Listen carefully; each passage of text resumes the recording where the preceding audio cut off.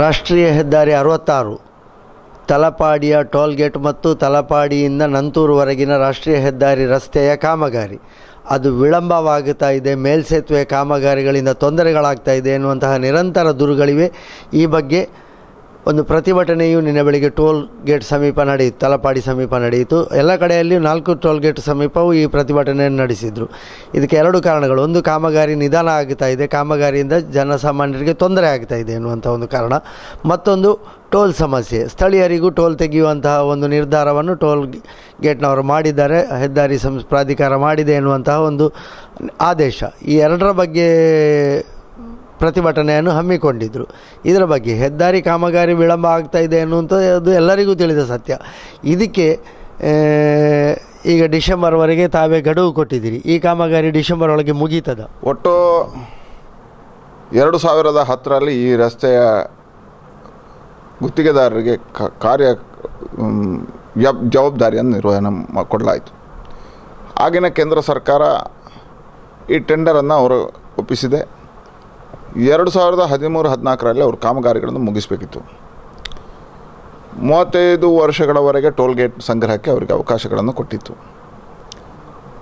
ಆದರೆ ಸಂಸ್ಥೆ ಕಾಮಗಾರಿಗಳನ್ನು ಪ್ರಾರಂಭದ ದಿನಗಳಲ್ಲಿ ವೇಗ ತಗೊಂಡು ನಂತರದ ದಿನಗಳಲ್ಲಿ ಕುಂಠಿತವಾಗಿರುವಂಥದ್ದು ನಾವು ಕಂಡಿದ್ದೇವೆ. ಮತ್ತು ಇವತ್ತು ಜನ ಏನು ಹೇಳ್ತಾ ಇದ್ದಾರೆ, ಅದು ನಿಧಾನಗತಿಯಲ್ಲಿ ಆಗ್ತಾಯಿದೆ, ಇದು ಸತ್ಯ ಇದೆ. ಇವತ್ತು ರಸ್ತೆಯ ಡಾಮರೀಕರಣದ ಕಾಮಗಾರಿಗಳು ಮುಗಿದಿದ್ರು. ವಿಶೇಷವಾಗಿ ದಕ್ಷಿಣ ಕನ್ನಡ ಜಿಲ್ಲೆ ಎಲ್ಲ ಮುಗಿದಿದೆ. ಅದು 2 ಬಹಳ ಪ್ರಮುಖವಾಗಿರ್ತಕ್ಕಂಥ ತೊಕ್ಕೊಟ್ಟು ಮತ್ತು ಪಂಪ್ವೆಲ್, ಈ 2 ಕಾಮಗಾರಿಗಳು ನಿಂತಿದೆ, ನಿಧಾನಗತಿಯಲ್ಲಿದೆ.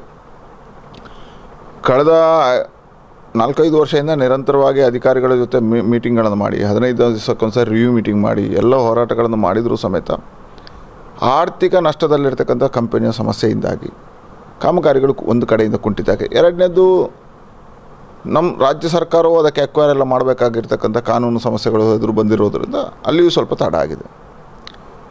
ಇದನ್ನು ಮನಗೊಂಡು 2 ಸಾರಿ ದೆಹಲಿಯಲ್ಲಿ ಇದಕ್ಕೆ ಸಭೆಗಳನ್ನು ಕರೆದು ಕೇಂದ್ರ ಭೂ ಸಾರಿಗೆ ಸಚಿವರಾಗಿರ್ತಕ್ಕಂಥ ನಿತಿನ್ ಗಡ್ಕರಿ ಅವರಲ್ಲಿ ಆ ಕಂಪನಿಯ ಎಲ್ಲ ಸಂಸ್ಥೆಗಳ ಅಧ್ಯಕ್ಷರನ್ನೆಲ್ಲ ಕರೆದು ಸಭೆ ಮಾಡಿದಾಗ ಅವರೇ ಒಂದು ಪತ್ರವನ್ನು ಕೊಟ್ಟಿದ್ದಾರೆ. ನಾವು ಡಿಸೆಂಬರ್ 30ನೇ ತಾರೀಕಿನ ಒಳಗಾಗಿ ತುಕ್ಕೊಟ್ಟು ಫ್ಲೈಓವರನ್ನು ಬಿಟ್ಟುಕೊಡ್ತೇವೆ.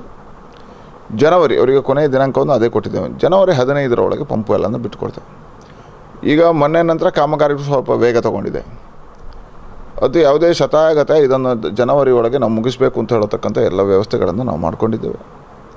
ಜನ ಸಹಜವಾಗಿ ಪ್ರತಿಭಟನೆಗಳನ್ನು ಮಾಡ್ತಕ್ಕಂಥದ್ದು ಸಹಜ. ಯಾಕಂದರೆ ಪೂರ್ಣ ಪ್ರಮಾಣದ ಕಾಮಗಾರಿಗಳಾಗಲಿಲ್ಲ, ಪಂಪ್ವೆಲ್ ತೊಕ್ಕೊಟ್ಟುಗಳಲ್ಲಿ ದಿವಸ ಬ್ಲಾಕ್ಗಳಾಗ್ತವೆ, ಜನಸಾಮಾನ್ಯರಿಗೆ ಸಮಸ್ಯೆಗಳಾಗ್ತವೆ, ನಮಗೂ ಅರಿವು ಬಂದಿದೆ. ಹಾಗಾಗಿ ಜನ ಪ್ರತಿಭಟನೆಗಳು ಮಾಡ್ತಾರೆ, ಟೋಲ್ ಸಂಗ್ರಹ ಮಾಡ್ತಕ್ಕಂಥದ್ದು. ನಾನು 2 ಸಾರಿ ನೇರವಾಗಿ ಅಲ್ಲಿ ಹೋಗಿ ಆ ಎಲ್ಲ ಅಧಿಕಾರಿಗಳನ್ನು ಕರೆದು 19 ನಂಬರದ ಗಾಡಿಗಳಿಗೆ ಟೋಲ್ ಸಂಗ್ರಹ ಮಾಡಬಾರ್ದು, ಕಮರ್ಷಿಯಲ್ ವೆಹಿಕಲ್ ಬಿಟ್ಟು ಅಂತ ಹೇಳಿದ್ದೇನೆ. ತೊಗೊಳ್ತಾ ಇಲ್ಲ ಅಂತ ಹೇಳ್ತಾ ಇದ್ದಾರೆ. ಆದರೂ ಬಹಳ ದೂರುಗಳು ಬಂದವೆ. 24ನೇ ತಾರೀಕು ಅದಕ್ಕೆ ಆರ್ ಒಗಳನ್ನೆಲ್ಲ ಕರೆದಿದ್ದೇನೆ, ಬೆಂಗಳೂರಿನ ರೀಜನಲ್ ಆಫೀಸರ್ಸನ್ನೆಲ್ಲ ಕರೆದಿದ್ದೇನೆ, ಪಿ ಡಿಗಳನ್ನು ಕರೆದಿದ್ದೇನೆ, ಎಲ್ಲರನ್ನು ಕರೆದು ನವೈಗು ಸಂಸ್ಥೆಯವರನ್ನು ಕರೆದಿದ್ದೇನೆ. ಅವತ್ತು 3 ವಿಷಯಗಳನ್ನು, ಈಗಾಗಲೇ ನಮ್ಮಲ್ಲಿ 3 ವಿಷಯಗಳು ನಿತಿನ್ ಗಡ್ಕರಿ ಅವರ ಮುಂದೆ ಇಟ್ಟಿದ್ದೇವೆ. ಒಂದು, ಕಾಮಗಾರಿಗೆ ವೇಗ ಕೊಡಬೇಕು.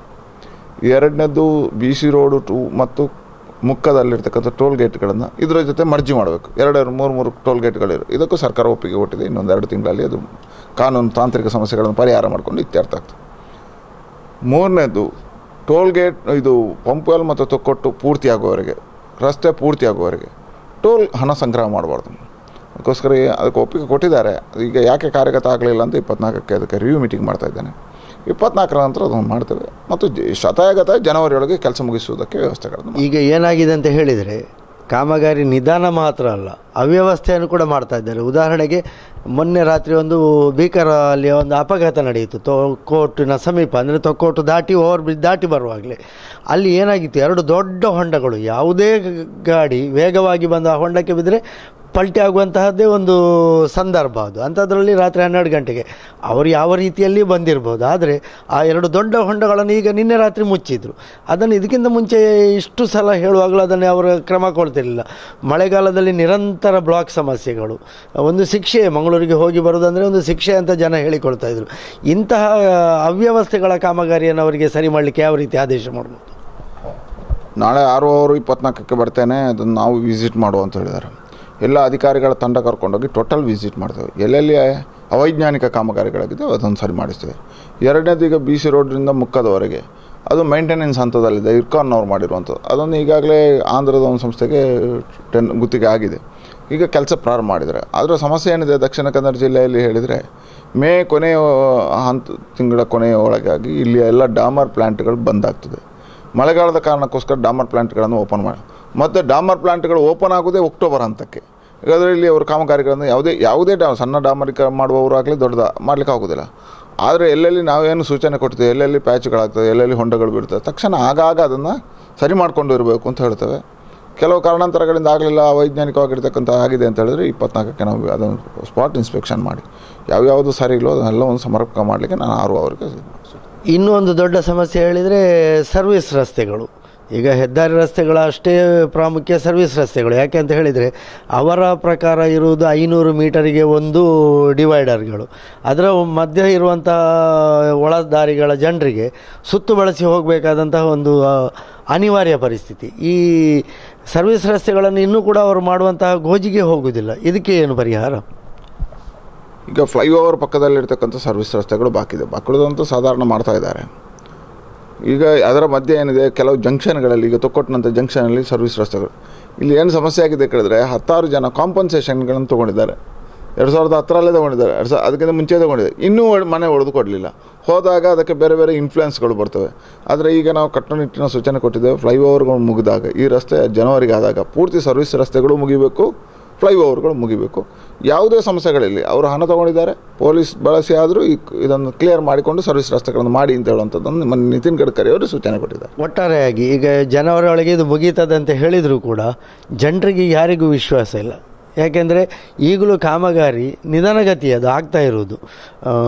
ಪಂಪಲ್ ಮೇಲ್ಸೇತುವೆ ಮತ್ತು ತೊಕ್ಕೋಟು ಮೇಲ್ಸೇತುವೆ ಕಾಮಗಾರಿ ಅಂತ ಅದು ಮುಗಿಯುವ ಲಕ್ಷಣ ಕಾಣ್ತಾ ಇಲ್ಲ. ಇದರ ಬಗ್ಗೆ ಏನು, ಒಂದು ವೇಳೆ ಮುಗಿಯದಿದ್ದರೆ ಏನು ಪರಿಹಾರ? ಒಂದನೇದು ನೋಡಿದಾಗ ಜನರಿಗೂ ಹಾಗೆ ಅನಿಸೋದು, ನಮಗೂ ಹಾಗೆ ಅನಿಸ್ತದೆ. ಆದರೆ ಈಗ ಮೊನ್ನೆಯಿಂದ ಕಾಮಗಾರಿಗಳು ವೇಗ ತೊಗೊಂಡಿದೆ ಮತ್ತು ಸರ್ಕಾರದ ಎಲ್ಲ ಯಂತ್ರಗಳನ್ನು ಬಳಕೆ ಮಾಡಿ ಅಂತ ನಿತಿನ್ ಗಡ್ಕರಿ ಅವ್ರಿಗೆ ಸೂಚನೆ ಕೊಟ್ಟಿದೆ. ಜನವರಿ 15ರೊಳಗೆ ಅವರು ಮುಗಿಸೇ ಇದ್ದಾರೆ. ಅವರು ನಾನು ಕಾನೂನಾತ್ಮಕವಾಗಿರ್ತಕ್ಕಂಥ ತೊಗೊಂಡು ಸಚಿವಾಲಯದಲ್ಲಿ ಅವರಿಗೆ ಕಾನೂನು ನೋಟಿಸ್ಗಳನ್ನು ಕೊಟ್ಕೊಂಡು ಕಾನೂನು ಹೋರಾಟಗಳನ್ನು ಏನು ಮಾಡ್ಬೋದು, ಅವ್ರ ಮೇಲೆ ಕಾನೂನು ಶಿಕ್ಷೆಗಳನ್ನು ಏನು ತೊಗೊಳ್ಬೋದು ಅದನ್ನು ತೊಗೊಳ್ತಾರೆ, ಹೇಳಿದ್ದಾರೆ, ಸೂಚನೆ ಕೊಟ್ಟಿದ್ದಾರೆ. ಮತ್ತು ಆ ನಂತರ ನೇರ ಸರ್ಕಾರ ಕೈ ಹಾಕಿ ಅದನ್ನು ಮುಗಿಸ್ತದೆ.